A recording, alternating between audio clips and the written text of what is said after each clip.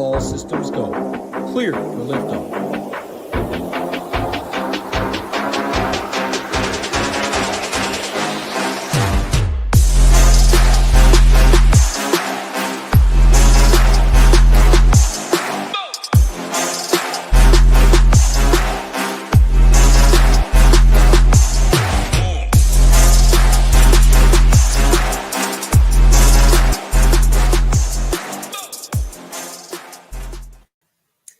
What are we even doing? What are we doing with college football on DraftKings? The best game of the slate, not even offered. There's only one Big Ten game, and it's not even the right one. Floyd of Rosedale, Minnesota, Iowa. Who doesn't want a 39.5-point team total on their DraftKings slate? Ridiculous. With that said, it's out of my system. What's going on, everybody? Welcome to the Week 9 SHIPIT Nation College Football Breakdown Show. My name's Bill. Put a dollar in front of it. You'll find me on Discord and Twitter. And we got some big totals going on today. It's been a great season so far. We'll get to some reasons why here in just a moment. But while you're here, let's just get that like button out of the way real quick. Do that right away. We really appreciate it here at SHIPIT. Again, we love providing the free content, and we'll continue to do so. And clicking that like is just a small thing that helps us out quite a bit on YouTube. So we do appreciate you being here. We appreciate all the likes, all the views, everything. If we didn't, we wouldn't be doing it, right?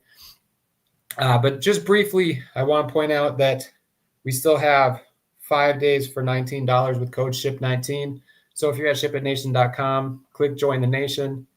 It'll take you to this page. You pick a monthly core or starter package and type in the code SHIP19. And you'll be all set to go. 5 days. Again, that's right now. It's football every day. It doesn't matter when you sign up. It's football every day. So why not sign up today? You should have signed up yesterday. And if you don't do it today, you should do it tomorrow. It's only $19. Is it the best deal you're going to find all around? And if you do want something for free besides these YouTube shows, we got that too. We have the Nation News. The newsletter goes out if you go to our website and just enter in your email address. You will get a brief look into some of the happenings at SHIPIT Nation. And just like a sneak peek, we like to call it. But with that 5-day deal, I talk a lot about college football. Obviously, I'm a college football junkie. But look at all the sports we have across the top, from football to basketball to PGA. Swing season still going, MLB, MMA. All the sports still going on. It's just a fun time to be a SHIPIT Nation. And here's a big reason why. We just have winners on winners on winners every week. I sound like a broken record at this point.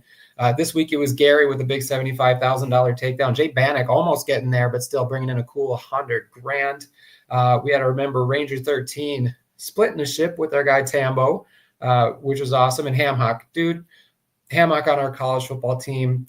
He won another college football world championship seat, a fantasy football world championship seat, and just a cool $20K to go with it in a different contest. We also had a great week in other sports too. It's not just college football. It's not just that NFL. We had winners in MMA. We already had a big 6-digit winner in NBA. That actually was posted just after this collage was made. Otherwise, you'd see another $100,000 win on here. All that to say, 5 days for $19. Come experience it with us and learn how to better your process at SHIPIT Nation. We're all about process, not just picks. Speaking of process and picks and football and everything, we're going to get started with South Florida, Memphis. If you didn't already notice this week, the floor pricing for running backs is $4K. So if you see a $4,000 running back, that's now min price on DraftKings this week, not $3,000 like we're normally used to seeing. So take that into consideration when you're deciding if a guy is a cheap value option at running back. Somebody who's usually 4,500 might be in the 5K. Somebody who's usually 3K is going to be 4K, and it's going to look weird. So just keep that in mind as you're going through your lineups this week. South Florida, Memphis, big point total to start off from the American Conference. Byron Brown, always on our radar because of his dual threat ability, one of the better spots, even as a 9K quarterback. He's just he gets so much usage. I mean, honestly, he could be 10K and you'd probably still consider him. Not only that, they have a 32-point team total. It's an explosive offense. So it's just a great spot for him. Without Cartavius Norton in the backfield, we're getting a three-headed attack with Sam Franklin, Allen Isaac, and Davenport. It's really Isaac and Franklin are going to be the top two, but Davenport will mix in if they get up by a lot. They're all priced okay, but they'll likely eat into each other a little bit. So you could take your pick with these backs, but I don't know that it's necessarily the spot you want to go to in this game. Maybe a chance to get different if we get a couple of running back touchdowns. You could be sitting pretty prime in some of those MME contests. And now this wide receiver room is going to be a little interesting. There's a report that Coach Golish said that Chaz Nimrod's probably not going to be available or not able to go at all on Saturday. I have not seen that widespread, but without him last week, they threw the fewest times they have all season. Now, could that be a product of them beating the tar out of FAU? Maybe. Maybe it's because they didn't have their best receiver on the field. But it'll open up more for Keyshawn Singleton. Jeremiah Coger's really come on strong. He's had a couple of big games last week without Nimrod. He had his highest target share, most routes run of the season. So he's a guy that's coming on strong with 4 touchdowns over the last 3 games. Then the rest of these guys will definitely mix in and give you opportunity in a high total game. Even if any of these, like Brown's going to get some ownership. If one of these wide receivers gets ownership, there are definitely pivots on this team if you want to stick with this game. On the other side, Memphis, their team total has been going down, and that is because Brennan Lewis left the last game early, and he's considered day-to-day. But one thing I want to point out is that he did not talk to media this week, and that's the first time he's done that all season. So it's kind of pointing us in the direction that he's not going to play. And this spread has been widening in favor of USF. Memphis's team total has been going down. This is indicating that we're probably not going to see Lewis. Without him, we're going to get A.J. Hill. He's a true freshman. He is very talented. He's got a big arm, but he was just okay against UAB. It might be a little bit different with a week of prep, but I don't know if you can go there with the unknown. The game environment is still warranting them to score in the mid-20s, so is there a shot? We'll watch this total and see how much it gets bet down. But you're probably taking a risk if you play A.J. Hill. The backfield is a little bit more set. Greg DeRosier has gotten most of the workload since he came back. Sutton Smith will still mix in plenty. They're just expensive. That's it. And it's a 2-headed attack with workhorses on the slate. It's going to be harder to get to these guys, but the offense is going to run a lot through them, whichever running back is on the field. Both of them have upside. Both can catch the ball out of the backfield. I don't mind these guys if Memphis can, in fact, keep it close without their quarterback. These wide receivers, Bram, Hawkins, and Bussy are the 3 guys you'll see on the field most at wide receiver. Bram is kind of elevated to the top guy in this wide receiver room, but Hawkins certainly has upside at this cheap price. If Hill goes, he did target Bram a bunch when he played in the last game, so that's something you can consider. After that, you just get a lot of tight end and running back dump-offs when you look at what Hill did against UAB. So Christian Ross might be on your radar too. But if this game goes to script, there's definitely going to be pieces that you're going to want to have in your pool. Ole Miss at Oklahoma. Oklahoma favored by 5.5, which they're at home. It makes sense. But it also, Ole Miss with a high-powered offense, you wouldn't expect it to be this big of a spread, but Oklahoma's defense is pretty good. Trinidad Chambliss, price back up where he should be. Outside of the Texas game, though, Oklahoma has not given up more than 17 points all year. They've only allowed 0 or 1 offensive touchdown in every game but 1. If I had to pick a team that I think could score on them, it's Ole Miss. So that's where this comes into play. Even at 8,800, Chambliss, with the athletic ability he has and his ability to run, I think you can still consider him. Kewan Lacey did not get the carries last week, but he did get the scores. So that's still worth points, right? In the high 6Ks, it does seem a little bit riskier in this matchup, but he's involved in the passing game. He gets, the heaviest workload of these running backs. He still has a pretty solid floor in this matchup. And then the wide receivers, I still contend tight end Daquan Wright is a matchup nightmare for anybody. So as long as he's on the field, he's going to have some upside. And now he's getting consistent target share too. But really, the Ole Miss wide receiving room is, I wouldn't call it a mess. It's just so spread out. Harrison Wallace and Deuce Alexander are both cheap. Both of them have had spike games. Harrison Wallace had a decent game against Georgia. Stribling and Lee, both very capable of having spike games. Winston Watkins has been seeing the field more. I will say Wright and Alexander did make the availability report, but both of them are listed as probable. It's a situation where the price tags are going to jump out at you and they all have upside. but they all have risk too, because if one of them gets there, there's a good chance the other four may not, or if two of them get there, the rest of the guys might be chopped liver. That's the risk you take with Ole Miss, but it's a team that can put up a lot of points, so you might want to have a piece of them. On the Oklahoma side, this seems like a spot if John Mateer's back, we could see a ceiling type performance against Ole Miss. We just saw what Gunnar Stockton did to him on the ground and through the air. Everyone but LSU has run all over this Ole Miss team. At 8,900, I'd like some reassurance that John Mateer is fully healthy. But at the same time, if he is, the ceiling is super high. For similar reasons, I like Torrey Blaylock. Joe Barnes is questionable. We got a I don't know, we'll see from his coach. So with him landing on the report, I don't know. We'll see. But like I said, you can run I could run the ball on Ole Miss if I'm healthy, Torrey Blaylock sets up really nice at just 5,600.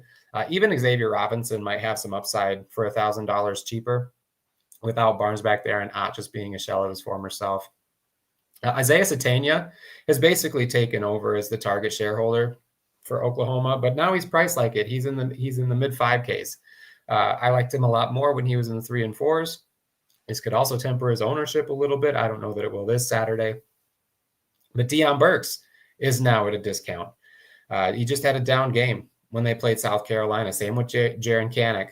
Just a down game, but they both still have upside in the 4Ks now. And Giovanni Gibson played 60 snaps against South Carolina, and he had 6 targets.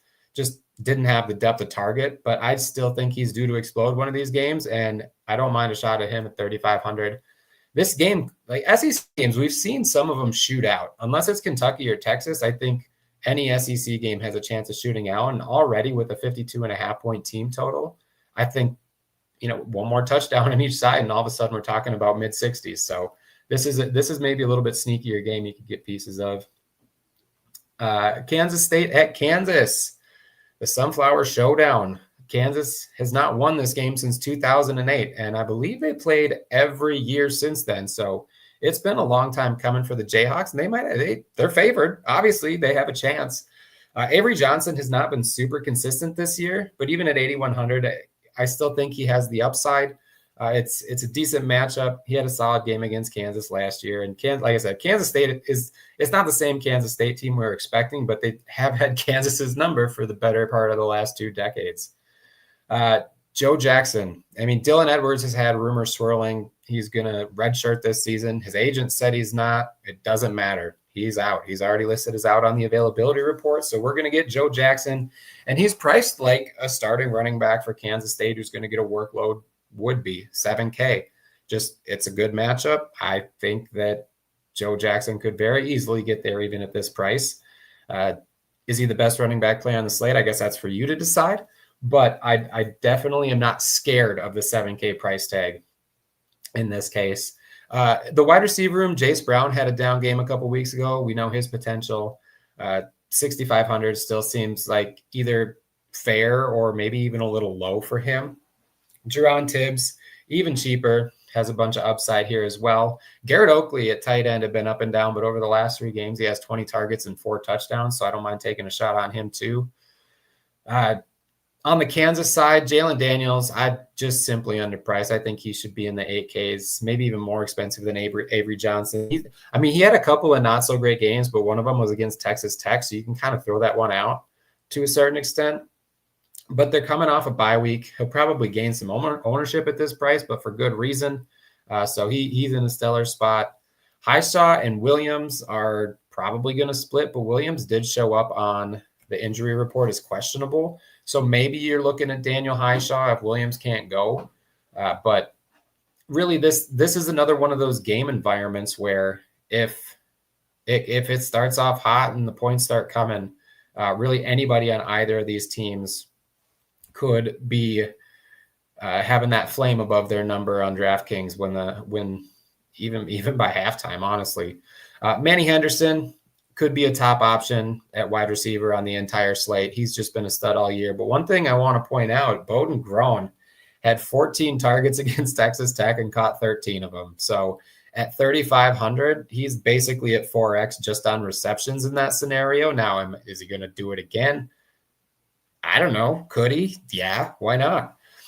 Cam Pickett's also cheap, and he's on the field. So if ownership is going to be flooding to Henderson, this is a great spot to save some money and pivot to these other guys that are involved. If you want a piece of this Kansas offense, play Daniels naked, play Daniels with Grown and Pickett, or stack Daniels running back Henderson if there's only one running back healthy, and then run it back with somebody from the Kansas State side.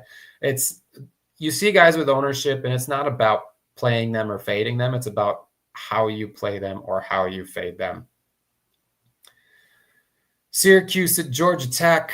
Holy spread, 16.5 points. And I've said it before, Georgia Tech has had a history of letting down in these situations. They were underdogs against Duke, and they pulled it out in the end. And we'll talk about Georgia Tech in a moment. First, let's talk about Syracuse, because without Steve Angeli, the promise for this team is just kind of faded away, and it's just harder to get to him in DFS. I don't know if you can play Ricky Collins even at the cheap price. You can. I'm not going to stop you from doing it. It's just Syracuse does not look like a team that's ready to go out and win right now. Yassine Willis has been out snapping Will Nixon by a significant amount, but if you look at their production, it's not that much different. Now, part of that, like when Nixon is on the field, they use him, and he's a little bit more involved in the passing game. So it's, I may have already talked too much about Syracuse, but let's dive into the wide receivers, pass catchers for a moment. Like without Angeli, it's tough, but Darryl Gill at 3,600 just seems weird to me. He does have big playability, so maybe you can take a chance on somebody like him or really any one of these pass catchers.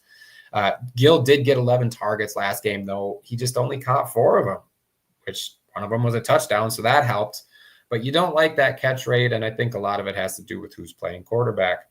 Jonte Cook is okay. He's just expensive. Dan Villari's okay. Justice Ross Simmons is okay, but they're both on the injury report. They're both probable. Ross Simmons only played a few snaps and exited the last game early. Hornsby's been seeing the field more. Emmanuel Ross scored last week. That's about all he did. All right, there's Syracuse. I shouldn't have thought. That's enough Syracuse. On the Georgia Tech side, Haynes King, one of the wildest last few minutes of a game in DFS, and it's not the first time he's done that this year.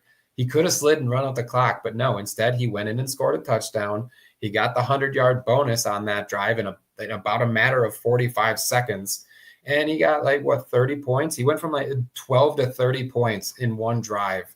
It looked like the greatest fade of the year potentially. 3 plays later, anybody who faded is dead in the water. I mean, not dead in the water. You know what I mean, though. They're just sunk a little bit. Anyway, all that to say, he could play for 2 minutes of this game and still get you there. Now, I don't think that's likely, but he's probably going to play more than 2 minutes. So even at 8,600, another week that he's a solid option, and I think he's going to continue to be a solid option in these easier-looking matchups in the mid-8Ks. Both of these running backs will see the field. Neither did really well against Duke, but the snap count was Jamal Haynes had 33 snaps. Malachi Hosley had 27 snaps. That's the thing, is they're going to eat into each other, but Tech runs the ball enough that even as RB2 and RB3 behind Haynes King, they still look pretty good. So I think you can take a chance on either of these guys. They're kind of in that middle price range too. The one thing that could throw a hitch into it is, for the first time all year, Chad Alexander is not on the availability report, which leads us to believe he's going to be available to play. So if that's the case, I don't know that Alexander's playable at almost min price, but also it could eat into Haynes and Hosley a little bit. That might give you a little more pause in playing those guys. Malik Rutherford only played a few snaps last game, and he's questionable on the report now. So especially if he sits out, you could definitely take a closer look at a guy like Eric Rivers or Isaiah Canyon. All three are probably on the table, even if Rutherford's healthy. Maybe you don't trust Rutherford as much, but if that dampens his ownership and he's good enough to go, that's where you could get a little bit of leverage. But that is one way to play Haynes King different, is to play him with a wide receiver, because I don't think many people are going to do that. So if you do play Haynes King and don't want to just be a complete chalk eater, that's something you could do to get a little bit different. Mostly looking at the Georgia Tech side, though. Virginia at North Carolina. There's way more to talk about in this game than I thought there was going to be when I looked at it earlier this week. There is apparently some drama with Chandler Morris and his potential transfer to North Carolina in the offseason. Belichick denies it. Morris denies it. But something happened at some point that led people to believe that Chandler Morris was thinking about transferring to North Carolina. I don't really love that narrative in terms of anything to do with this game. It's a storyline. It's something to talk about. And I guess I don't technically have anybody in here to talk about, but I like talking to y'all. So fun little story. Look it up if you want to. Anyway, he's dealing with a non-throwing shoulder injury, and he said he just landed on it weird, or his coach said he landed on it weird or got hit or something. That's why he missed some time, but he's going to be good to go. And coach said he's just going to be dealing with it all year. And he's been playing through it fine for the most part. So I do like him at 7,900 because he does have a little bit of running upside with it. And they can just chuck that pigskin all over North Carolina. Injury news time. It seems like a great spot for Jamari Taylor. I liked him coming into the week at this price. I like him even more now. He's taken over the backfield. He's had 9 targets a couple of games ago, so even if he's not effective running, he'll be involved in the passing game. And now Xavier Brown is out. Everything points to Jamari Taylor being in a smash spot. So it's, again, you're never going to lock anybody in college football. There's so many weird things. Have you been watching midweek college football? Locks don't exist. They're a little bit more certain in these bigger games, but Taylor seems like he's in a great spot to run all over North Carolina. Harrison Whaley would likely be RB2, but Noah Vaughn is off the report. He'd been dealing with an ankle injury, but he appears to be ready to go, and he looked pretty good early in the season. He was getting snaps. Even in the North Carolina State game, he was getting snaps, so it's not like he played against FCS teams. So he could mix in as well. The wide receiver room, Cam Ross was probable Wednesday. By Thursday, he was downgraded to out. So that's really going to open things up for these wide receivers. Trell Harris and Jamal Edrine seem to be number 1 and number 2. They were probably in play at these prices, even if Cam Ross played. Now they're just in even better spots. But really, Cam Courtney out of the slot, it's a solid bump for him and probably the biggest opportunity in a plus EV matchup against North Carolina, and he's min price. So if you need a min price wide receiver, maybe you're looking at Cam Courtney, who's probably going to be on the field a lot. But I also wouldn't be surprised if you see somebody like Talir Coleman see the field, or Josiah Abdullah see the field for Virginia. So if you play Courtney and you're like, he's got so much upside, and then, oh my gosh, who's this Josiah Abdullah guy? I warned you, it's possible. But Cam Courtney should get the first opportunity. And then Dakota Twitty's still out, so you could look at Sage Ennis a little bit, maybe some John Rogers. But it's really those top 3 guys that I have my eye on in terms of this wide receiver room. But, man, you could triple stack Virginia by itself, and it seems like it'd be in a good spot this week. On the UNC side, Gio Lopez, still a tough click at 6,200. I want to believe he's going to get closer to what he was at South Alabama, but we just haven't seen it yet. And maybe he's just hurt. I don't know. Or maybe he's not. Maybe it's the jump to P4 from G5. I don't know. I don't know if you can play him. Maybe this could be a little bit of a sneaky spot, I guess. But just know the risk going in. Maybe you get that 25-point game, but there's probably a better chance you get 12. The running back room is a little bit crazy. Benjamin Hall was the guy last week. Before that, we thought it was Damon June. But June actually got outsnapped by Benjamin Hall and Davion Gauss, and Gauss was supposed to be the guy earlier in the season, and Caleb Hood's been getting snaps but not getting any work. I think Benjamin Hall was my favorite guy coming into the season. Damon June slowly became that guy with all the reports I was reading, but everything is leading me to believe that it's just whoever's playing the best that day is going to be the running back of the week. And where I think I've actually seen this before, early to mid 2000s New England. Interesting. Anywho, I'm probably skipping over this running back situation. If you want to take a chance on one and hope you get it right, go for it. If you want to play Rex Burkhead, if you want to play Corey Dillon, I don't know, whatever. Kobe Pacer's actually playing football now. Most routes he's running a game last time out, 7 targets, ended with more than 100 yards. So Kobe Pacer, 3,100, he probably should be a 6K receiver if he's playing up to his potential. Maybe we'll get it 2 weeks in a row. I don't mind that as a min-price option or near min-price. Jordan Shipp still had more targets than he did. It just didn't turn into any production. Pacer was destined to be the number 1 guy coming into the season, and he just was super slow out of the gates. But if he's going to be on the field and get that target share, 3,100 is super juicy. So there are run backs to this Virginia team. If you want to stack Virginia, there are guys you can run it back with on this North Carolina side. And maybe we get a sneaky little upset going here at home. I don't know. I just want to stir up some controversy maybe. Speaking of upset potential, 25.5-point dog, UCLA traveling to Bloomington to face maybe the best team in the nation. We won't know until they play Ohio State, I guess. Nico Iamaleava has been dealing with something. He missed part of the last game. He was going through some testing earlier this week. One thing I do know is that he was at practice, back to practice early this week, so that's a good sign for him. Javian Thomas, Anthony Woods also both left the game, and we're going to go through some testing. Has not been as much news on them. But I don't know how much you're going to look into these guys in this sort of game environment. Maybe you get the Nico magic that we got against Penn State, but I don't think Indiana and Penn State are even close to each other talent-wise. And this is a road game. So it's a tough ask, but at a $6,000 quarterback, if Nico's healthy, maybe give him a shot. If you want to play Nico and you want to stack him with a pass catcher, Gilmer has still been the guy. He's just the most expensive for a reason. But Mekhi Malala is still involved. Mikey Matthews is still out there. Rico Flores is probably still my favorite. I just like the usage he's gotten since coming back. But I probably talked too much about UCLA. Go up and hang out with Syracuse for a minute. On the Indiana side, with a 40-point implied team total, you're going to have interest in this game. Fernando Mendoza is the most expensive player on the slate, but he's got the ability and then he's put up the numbers to get there even at this price. I think people are going to focus on this passing game. Maybe these backs get a little bit of ownership, but it's a split.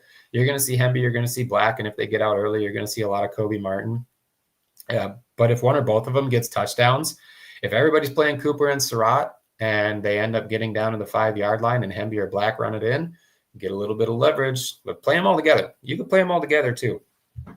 But I don't mind their prices against a bad run defense. Again, remember, 4K is the minimum, so 4,900 is pretty cheap. In this wide receiver room, it's Cooper and Surratt. Another broken record situation when Indiana's on the slate. Those are the two names you look at. They're expensive, but look at the box. You don't even have to watch the games, watch the highlights. They're studs. Just look at the box scores. I mean, I don't like just looking at box scores, but that's really all you got to do with Indiana because they're putting up numbers every single week. Even at the higher prices, they're solid options here. Auburn at Arkansas. Arkansas's favored and projected to score more points than I thought they would be. I don't know if that's how good Arkansas is or how much Auburn is starting to fall off. Hugh Freeze is on the hot seat, so now he's talking about maybe I'll play Ashton Daniels or maybe I'll play Deuce Knight. Maybe I'll just stick with Jackson Arnold. We don't know for sure, but we do know that the talk is out there. At this point, why not? He's on a short leash. We might have to wait and see until we get some clarity. But honestly, I don't mind any of those guys against Arkansas's defense. Whoever the starter is going to be, if we can get clarity that he's going to be the guy and only get yanked if he's terrible, I want to attack Arkansas. So maybe you just attack Arkansas with Jeremiah Cobb because he's sub 6K. Running backs have monster games against Arkansas. He's been getting the workload. Damari Alston's gone. Darrell Robinson's out. Mabson didn't do anything last game. Jeremiah Cobb at 5,900. Maybe the closest thing to a lock we have at running back this week. And then Cam Coleman and Eric Singleton are still in decent spots, regardless of who plays quarterback.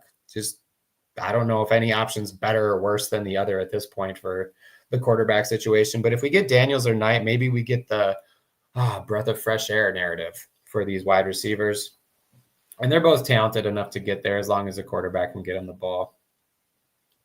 On the Arkansas side, Taylor Green is a tough matchup here, but he's priced down like he has a tougher matchup. And at 8,400, I still think he can get there.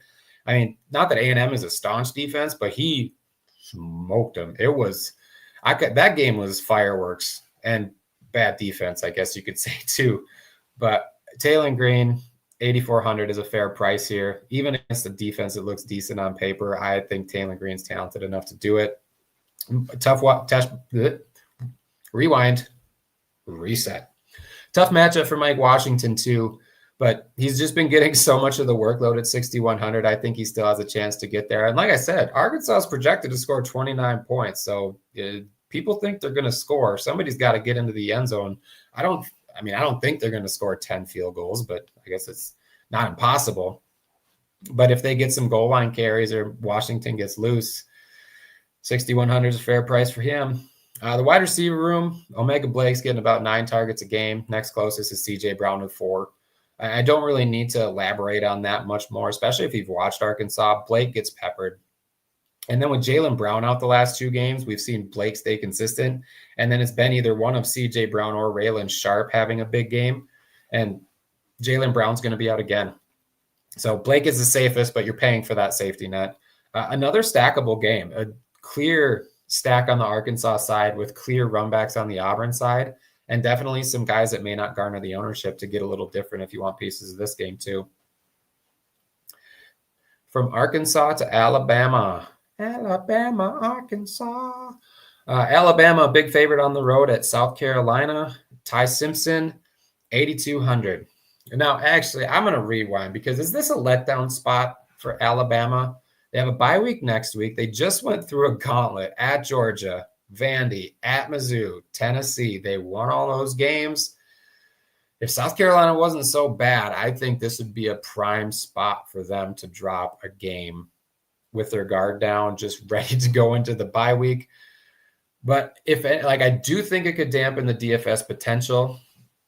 We'll see how hot, if they get off to a sluggish start, I would be a little bit worried, but again, it's South Carolina, so I'm not as concerned as I would be. If they were playing at Kentucky this week, be a different story, let me tell you. With Ty Simpson, he's been one of the best DFS quarterbacks all season. Slight letdowns the last couple of games, but now he's in the low 8Ks. Decent price for him.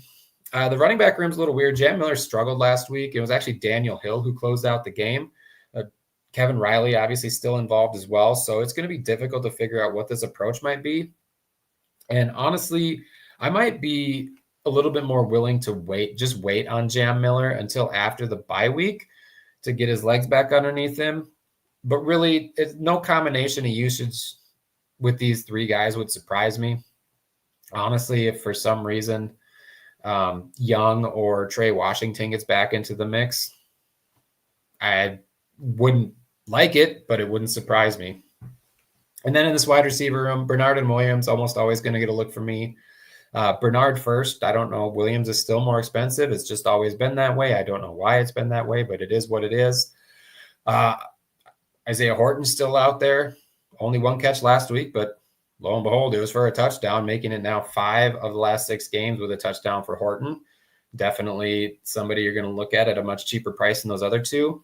And I really loved the usage increase that Lazier Brooks was getting, plus he returns kicks. But he just dropped on the availability report as doubtful. So can't add 3,100. I was licking my lips at a 3,100 Lazier Brooks, honestly. But now it just opens up for the rest of these guys, Bernard, Williams, Horton, even Josh Cuevas. And maybe we see a little bit more Rico Scott because he can fill in for Brooks with the snaps that he was getting.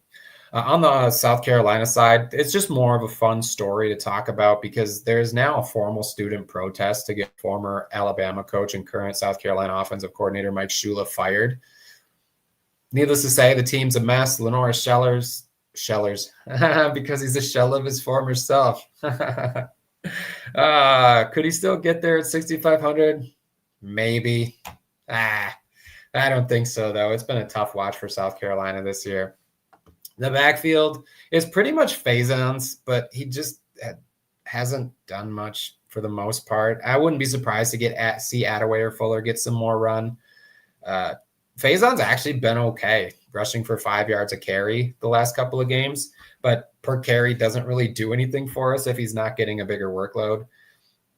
He's just a cheap guy, but if South Carolina can get to close to the end zone, maybe he's got some upside. I do think Nick Harbor has a little potential here. It's just the variability in his game so far this year just gives me some pause. And the rest of these guys are just dart throws, mostly looking at the Alabama side in this game.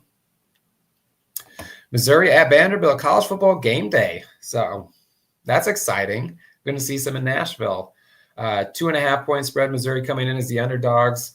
Vandy's defense isn't incredible. It's not bad. It's solid defense. But the reason they've been able to hold teams down and kind of suffocate them is just because of the slow pace that they play. So if Vandy was a faster team, this total, I think, would be a little bit higher. And again, SEC game. I like SEC games to shoot out.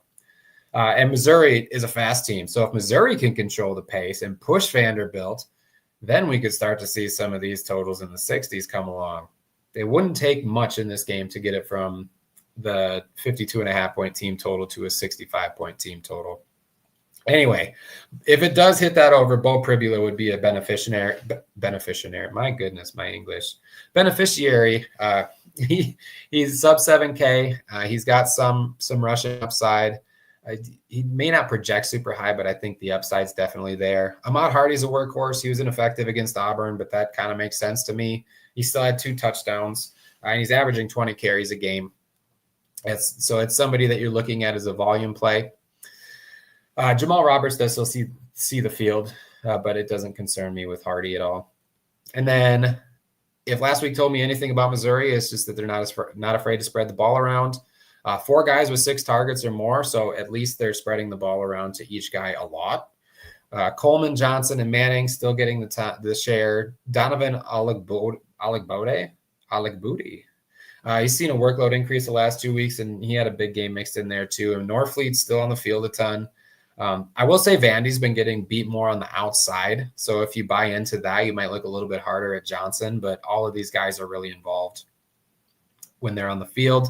And then Vanderbilt, I'll be the first to say Diego Pavia might be my favorite DFS quarterback, and I'm pretty sure I'm not alone in that. This week it comes with a price at $8,500, but he's probably priced where he should be, and I just don't get concerned with whoever's on the other side of the football with him. Could he throw out a dud? Sure, but I think he's got potential no matter who they're playing against. It's just a matter of if you're going to pay $8,500 for him on this slate. And then Cedric Alexander and Young are probably priced right. There's kind of second fiddle to Pavia in the run game. And they're both priced, like I said, about where they should be. The one thing I will say is, you play these guys, you're hoping for a touchdown, which is pretty likely. Alexander has 10 touchdowns this season, 6 on the ground and 4 through the air. And I think Young adds 4 on the ground as well. There's definitely upside with those guys at their lower prices here on the slate. And then Stowers is still the top target here. Sherrill and Richardson will be next up. I do like the bounce back opportunity for Richardson after not having a catch last week.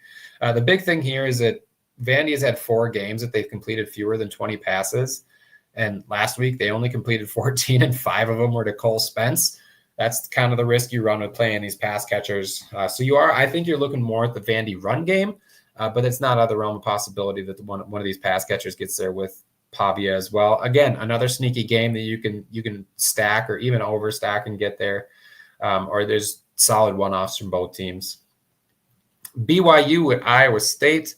Bear Bachmeier, definitely one of the better looking plays in the low range, especially and maybe overall for quarterbacks. Just 6,300. It seems like there's no reason he should be that cheap. So he's probably going to garner some ownership for that reason. He's a dual threat with touchdown upside in both categories, and Iowa State has struggled against mobile quarterbacks this year.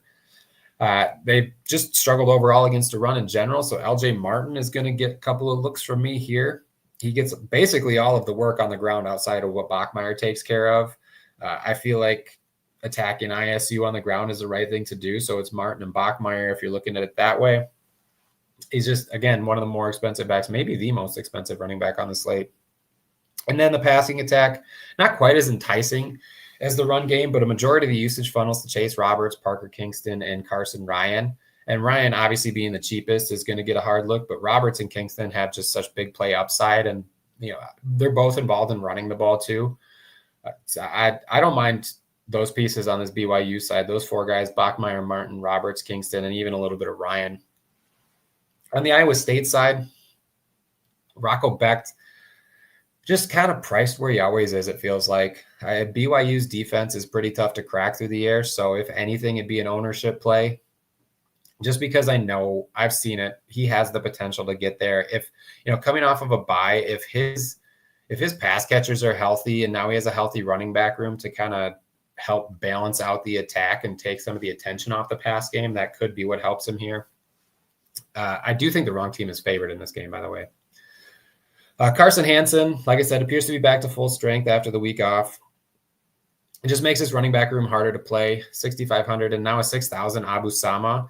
Even if Hansen's going to get the nod and get a majority of the work, I don't know how big that majority is going to be, because Sama was good in Hansen's absence. So it just kind of makes it difficult for me to play either of these guys, but either of these guys could get there because they're both good enough. With the pass catchers, Benjamin Bramer is still kind of the favorite target of Rocco Becht. He's been consistent. We have seen some spike games from Eskelson and Soul. Burkle's still out on the field. Townsend's still out on the field. The one thing I will say is that Soul might just be here now. I know he went out of the Cincinnati game after taking a hard hit to the ground early on, but maybe at 3,800 you're getting a healthy Chase Soul. It's just, again, a tough matchup. Pieces from this game for sure. I do like a little bit more on the BYU side. But now we're just going to move on to the game of the week, potentially. I mean, on paper it is. Baylor at Cincinnati. We currently have a 68.5-point team total, 67.5-point team total. Good math, Bill. And a 3.5-point spread, so it's going to be competitive. It's going to be high scoring. We know Baylor doesn't play defense, and we know Baylor plays a lot of offense. Sawyer Robertson's just underpriced. I mean, he's one of the more expensive quarterbacks, but he should definitely be in the 9K range. Always going to get a look from me, even if he is 9K. And the running back room, a little bit trickier. The snap counts for the last game. Michael Turner had 37, Bryson Washington had 31, Caden Knighton had 27.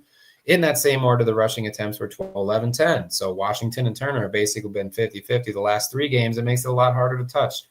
The one that's easier to swallow is Michael Turner because he's cheaper. I do think something's been wrong with Bryson Washington for a while now, and it has been made public that he's dealing with an injury, but he didn't show up on the report. So I think we're just going to get the same thing we have been dealing with every single week. Bryson Washington, is he going to play? Is he fully healthy? We don't know. Oh, look, he's starting the game. 10 plays later, he's on the sideline. I don't know. I'd rather take a chance on Turner. And the wide receiver room, Michael Trigg, man. How many of you were tilted for Michael Trigg last week? He had 2 drops. The thing is, he still ran 46 routes, and he still had 12 targets. So if you can put that behind you, he will catch more passes if they're thrown his way this week. So if it's going to lower his ownership, give me all the Trigg.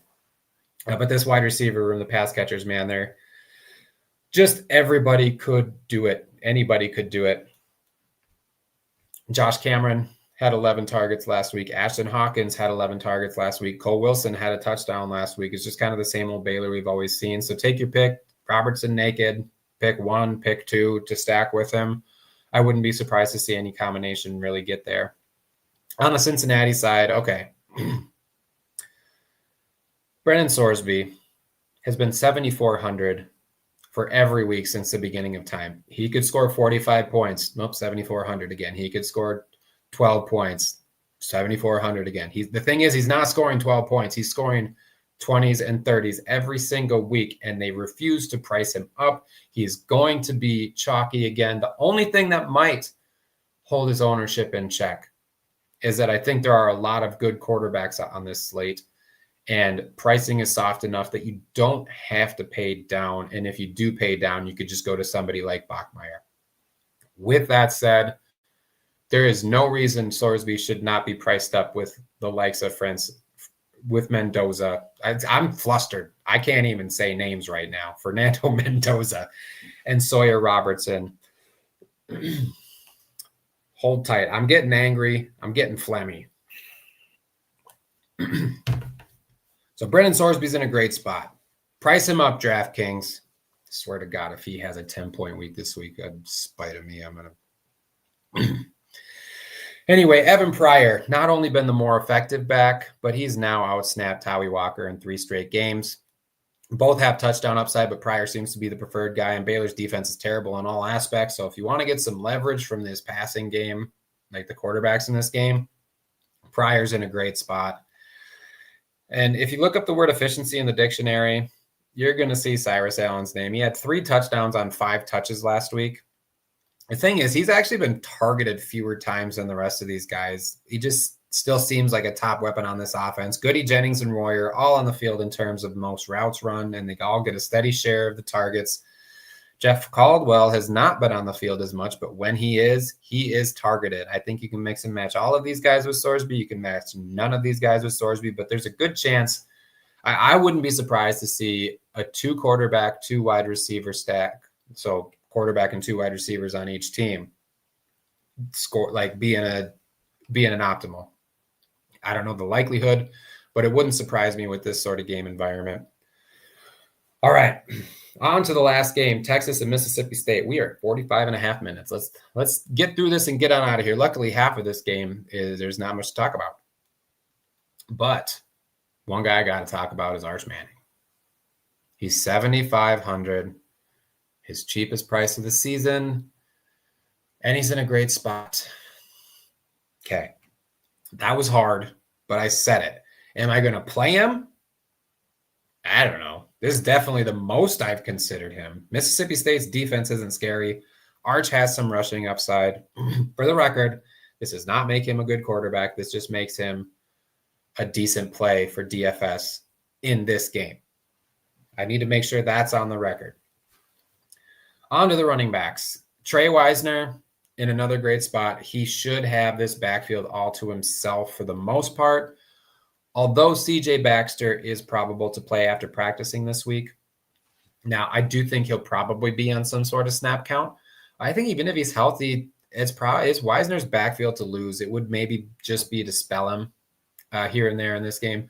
I wouldn't rush to play Baxter, but I'm not also scared to play Wisner in this spot. Christian Clark would be the next guy up since Jarrett Gibson left. One thing to note is that Texas moved their high-end freshman Michael Terry into the backfield more. He had been playing scout team running back for a while now, and he was also a wide receiver running back combo in high school. It's weird because he's 6'3", 215, so he's a massive dude and not a typical running back build. So don't be surprised if he sees the field in the backfield like, who the hell is Michael Terry getting carries over Trey Wisner and CJ Baxter? Like, oh yeah, DollaBill told me.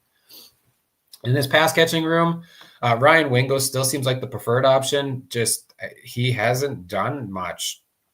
As you can stack him with Arch here though. I don't mind a Texas stack in this game. After Wingo, you're kind of spread out a little bit. It could be DeAndre Moore. It could be Parker Livingstone. It could be Emmett Mosley. They're all cheap. It's just a little bit murky. You're trying to figure out who it's going to be. But the Arch and Wisner stack, Arch Wingo stack, maybe even Arch Moore Wingo or Arch Moore Livingstone. There's a few different ways you can do it. I like a late hammer. And I mean, Texas is finally in an okay looking spot. On the Mississippi State side, Blake Shapen has been good just against bad teams. So I don't think Texas is a great team, but it's not because of their defense. So it's a tough spot for Shapen here. One thing to note is that Michael Taff is out and he's a star safety for Texas. So maybe that'll help a little bit. But I don't know how much you can consider Shapen. Maybe you like him more because he's at home. Jeff Levy said Fluff Bothwell is a long shot to play. And that would leave Booth and Gayton in the backfield with Booth as the primary. But speaking of long shot, I think it's a long shot. Either of these guys has a ton of success against Texas. Same with the pass catchers. I don't know. Evans and Traore are going to be on the field, and they're good. They're good enough. Maybe I'll look at Brennan Thompson because he does have the revenge factor. He was with Texas before he transferred to Oklahoma. And he's severely underpriced. Honestly, in all formats, I don't mind taking a look at Thompson a little bit at 3,700. He's coming off of a 7 for 155 game in Gainesville, which also is not an easy place to play, just as Texas. So I don't mind Brennan Thompson. Really looking more at the Texas side in this one, though. But look at that's it. There's a lot of sneaky games. There's a couple of big total target games people are going to be looking at. But I think there's a lot of places to get different, too. But it should be fun. Another solid slate, and we're just in the thick of college football, and it is one of the lights of my life. I hope it is for you too. It's so enjoyable to watch college football, and that kind of leads right into rule number 1. College football is fun. enjoy the process, enjoy building your lineups, enjoy watching college football. Be thankful we have college football to watch on TV and that we can play DFS and just enjoy sweating out our lineups. That's going to do it for the Week 9 Ship It Nation College Football Analysis Breakdown Show. I will see you in the streets on Saturday. Let's go out there and ship one for the big guy.